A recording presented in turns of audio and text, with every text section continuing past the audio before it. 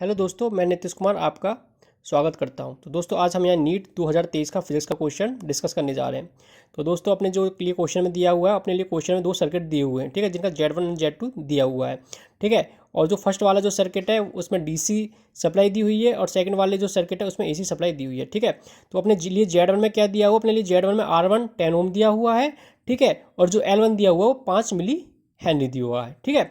और सेकंड वाले सर्किट में जो अपने लिए R2 दिया हुआ है वो 10 ओम दिया हुआ है एंड जो कैपेसिटर दिया हुआ है, ठीक है, वो दिया हुआ 10⁵ माइक्रो फैरड। ओके, आपको पता होगा कि जो इंडक्टर की जो यूनिट होती है वो हेनरी में होती है एंड जो कैपेसिटर की होती है वो फैरड में होती है, ठीक है। ये कभी कभी डायरेक्ट क्वेश्चन पूछ लिया जाता है, ठीक है, तो उसको एक बार ध्यान रखना।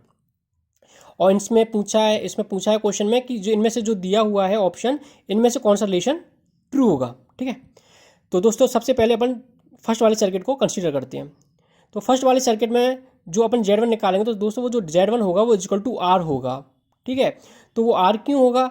क्योंकि अपन जानते हैं कि जब अपन किसी सर्किट में DC सप्लाई देते हैं तो वहाँ पे जो इंडक्टर होगा वो वर्क करेगा as a short circuit and capacitor जो होगा वो वर्क करेगा एज ए ओपन सर्किट, ठीक है।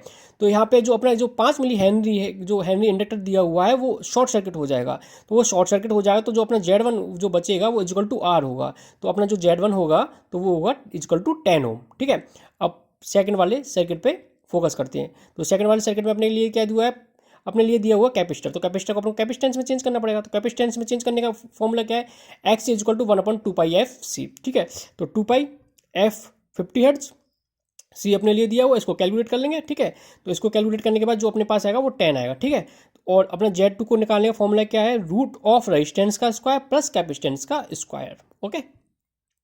तो अपन यहाँ पे दोनों वैल्यू पुट कर देंगे। तो दोनों वैल्यू को पुट करने के बाद इसका पूरा कैलकुलेट करने के बाद जो Z2 आएगा वो होगा इक्वल टू 10 × √2, ठीक है। अब अपने पास Z1 क्या दिया हुआ है, अपने लिए Z1 दिया है 10 ओम और Z2 दिया हुआ है 10 × √2, ठीक है।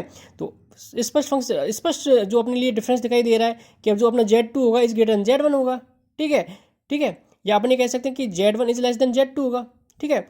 तो जो इसका जो राइट ऑप्शन होगा वो ऑप्शन होगा सी इज राइट ऑप्शन, ठीक है दोस्तों। अगर इसके रिगार्डिंग आपके पास कोई भी डाउट हो तो आप मुझसे कमेंट सेक्शन में पूछ सकते हैं। Thank you.